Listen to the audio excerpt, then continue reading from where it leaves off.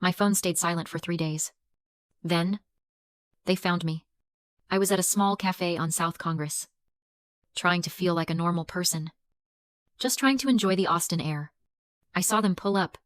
My mother, Susan, and my father, David. They didn't look sad. They looked angry. They didn't even sit down. My father stood over my table. Larissa, this has gone on long enough, he said, his voice low. You're acting like a child. You're trying to destroy this family out of petty jealousy. Jealousy. The word almost made me laugh. I slowly looked up from my coffee. Jealousy. I brought in the Vantage Hotel's contract. I designed the Riverbend collection that saved the company from bankruptcy 2 years ago. I am the one who actually knows how to run the 5-axis CNC. What? Exactly. Has Ryan done, besides spend money? My father's face turned red. He didn't have an answer. He just knew how to be angry. But my mother stepped forward.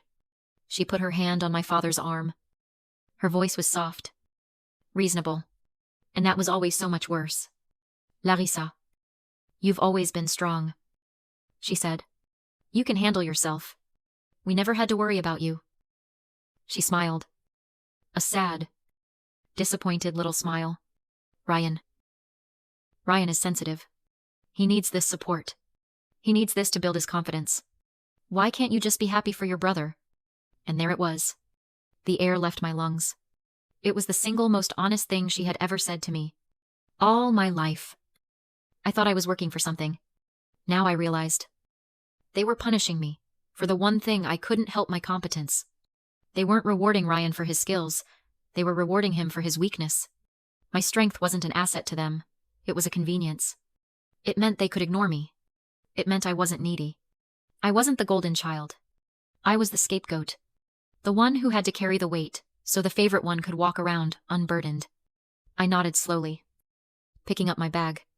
The anger wasn't hot anymore. It was cold. It was a perfect, sharp clarity. I understand now, I said, standing up. I finally understand. I walked past them. My father started to say something. Don't you walk away? I didn't even turn around. I just kept walking. The guilt was gone. All of it. They hadn't just given my brother a company. They had given me my freedom. That confrontation at the cafe didn't just hurt. It set me free. The guilt was gone. Burned away by my mother's words. I finally saw them clearly. They weren't just blind.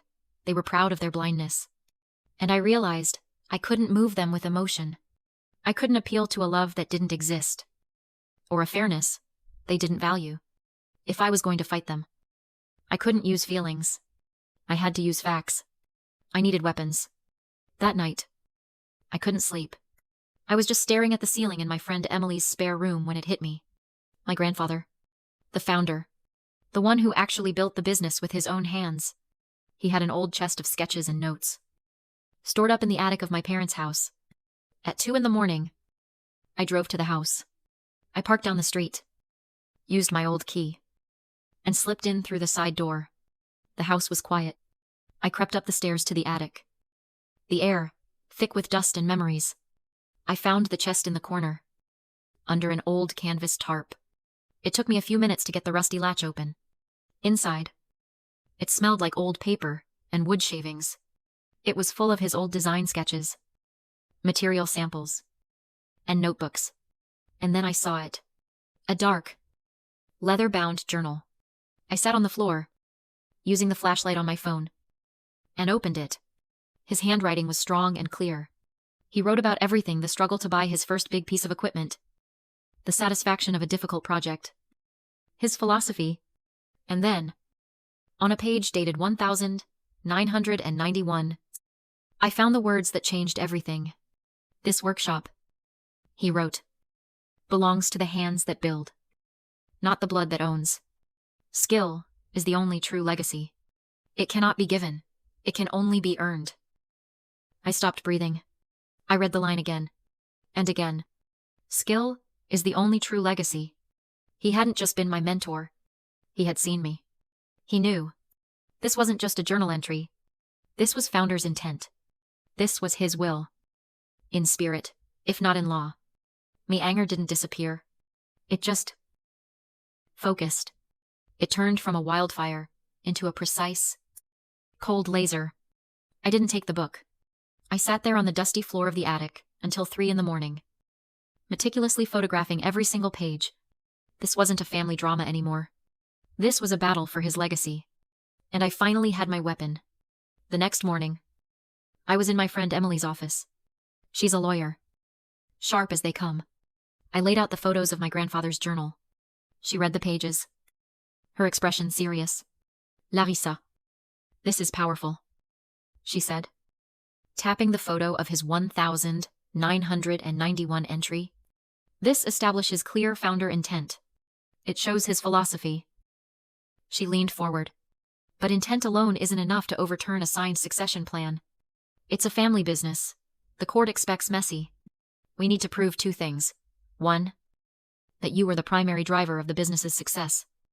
And 2, that Ryan is unfit to run it. He's incompetent, I said. He doesn't know the first thing about the craft. We need more than incompetence, Emily replied. We need proof. Hard, documented proof. That night, I went back to Emily's place. I opened my laptop. They had cut me off from the company email. But they weren't smart enough to revoke all my permissions. They'd forgotten I was the one who built the company's financial servers. I still had a backdoor login. I started digging through the expense reports from the last year. The ones Ryan managed. It didn't take long. First, I found the office equipment budget. $9,500. For what I clicked the invoice. It was for a high-end surround sound system and an 80K television. I checked the shipping address. Not the workshop. It was delivered to Ryan's private apartment. I just stared at the screen. He was literally billing the company for his home theater. While I hadn't taken a paycheck in a decade, I felt this cold disgust. But I kept going. I was looking for incompetence. But I had found corruption. Then I saw something else. A $5,000 charge from a law firm I didn't recognize. The line item just said, consulting services. I pulled up the invoice. The payment wasn't to the family business. It was to an LLC. Ryan Designs LLC. My blood went cold. I opened a new tab. I searched the Texas State Business Registry. Ryan Designs LLC. Filed 6 months ago. The sole owner and registered agent, Ryan. I didn't understand. Why would he pay his own shell company with family money? I kept digging through the LLC's public filings. And then I found it. My heart stopped. The LLC had filed for 3 trademarks. Not for his name. For the names of my 3 most successful designs. The Riverbend chair. The Monarch desk. The Austin credenza. My designs. My work. My intellectual property. He wasn't just taking the company. He wasn't just stealing money for his TV. He was actively, systematically, and secretly trying to steal my entire future. He was building a lifeboat so that even if the family business failed, he would own the rights to the only things of value in it. He wasn't just the golden child. He was a thief. And I had the receipts. We were in a preliminary hearing. It wasn't a trial. But it felt like one. My parents, David and Susan, sat behind Ryan, looking at me like I was a stranger who had just set their house on fire. Ryan, on the other hand, looked bored. He was wearing an expensive suit. A little smile on his face. Like this was just a scheduling conflict he had to get through. Then, it was his turn to take the stand. His lawyer asked him a few softball questions about his vision for the company.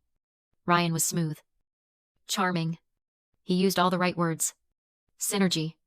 Brand alignment. Future-facing. Then it was Emily's turn. She stood up. Calm. Holding a file. Mr. Ryan. She started. Your title at the company is Creative Director. Is that correct? That's right, Ryan said, smiling at the judge. Excellent. Then you can certainly describe for the court the creative process behind the Riverbend collection. The one that won the Austin Design Award last year. Ryan's smile faltered. Just for a second. Well, it's a very creative process. A lot of Inspiration. We wanted to capture the flow of the river. Emily just nodded. Inspiration. I see. And what materials did you select for that collection? The best ones. Of course. The highest quality. Specifically, Emily pressed. Was it walnut? Maple white oak? Ryan shifted in his chair. That's what our techs are for.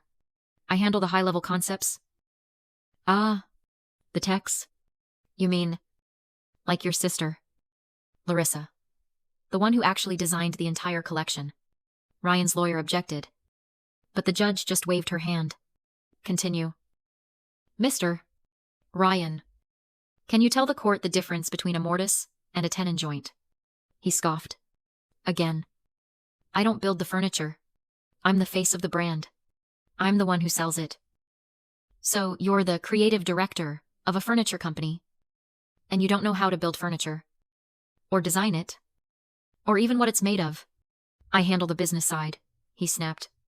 Let's talk about that, Emily said, picking up a new stack of papers.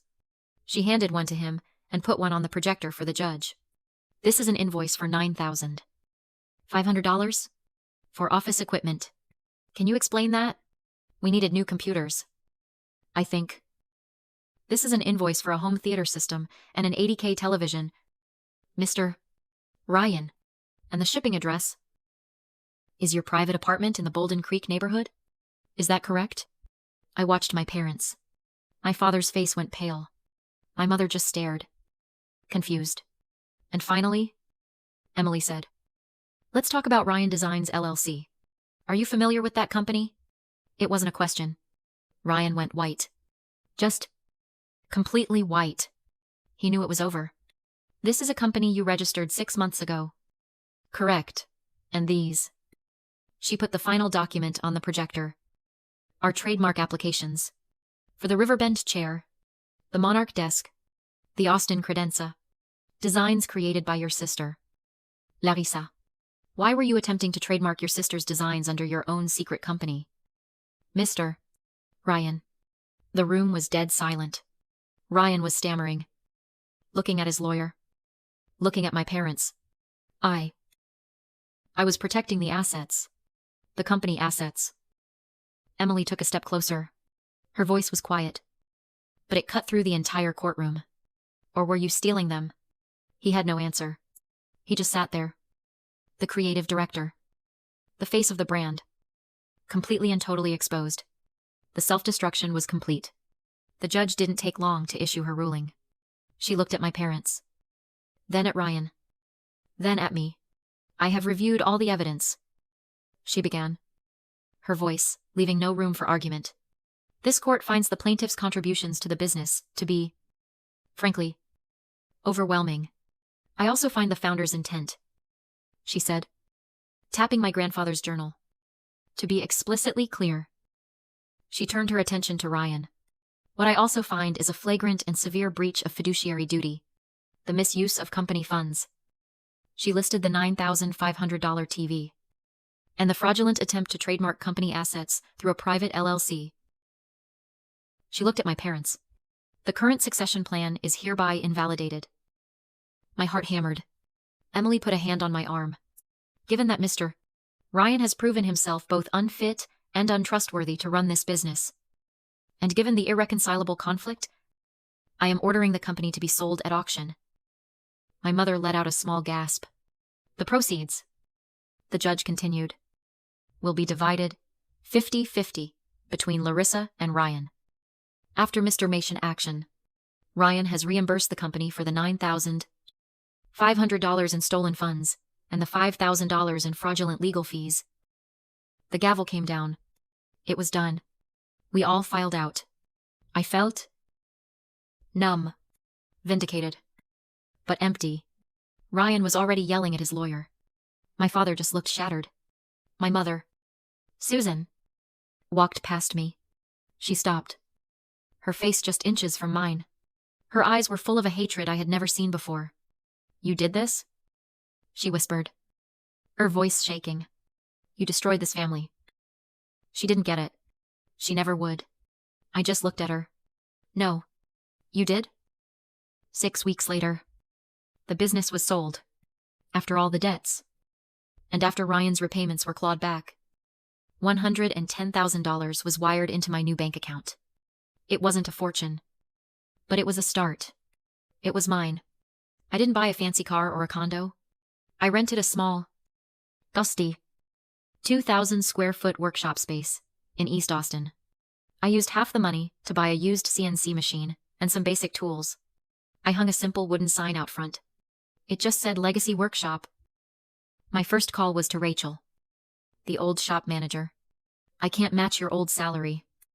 I told her, not yet, but I can offer you a percentage of the profits. She didn't hesitate. When do I start? We spent the first few weeks just getting the power on and calibrating the machine. My second call was to my old contacts. My third. I didn't have to make. My phone rang. It was Brian, the senior engineer from Vantage Hotels. Larissa, he said, his voice warm. I heard a rumor you went out on your own. Thank God. We never liked working with your brother. He kept trying to sell us on vibes. We're not happy with the company that bought your family's assets. Let's talk about that contract for the new 12 hotels. Just like that. I had my anchor client back. Not because of my name, but because of my work. A few weeks later, I was at a liquidation auction. They were selling off the last of my old company's assets. And in the corner, covered in dust, I saw it. My grandfather's old drafting table. The one he taught me to sketch on. I bought it. I spent a week restoring it, sanding the old wood, tightening the fixtures. I put it in the corner of my new shop. That night, alone in my workshop, with the hum of the CNC in the background, I sat down at that table. I sharpened a pencil, pulled out a fresh sheet of paper, and I started to design. And for the first time in a decade, I felt quiet. No guilt. No noisy. Just the sound of the pencil on the paper.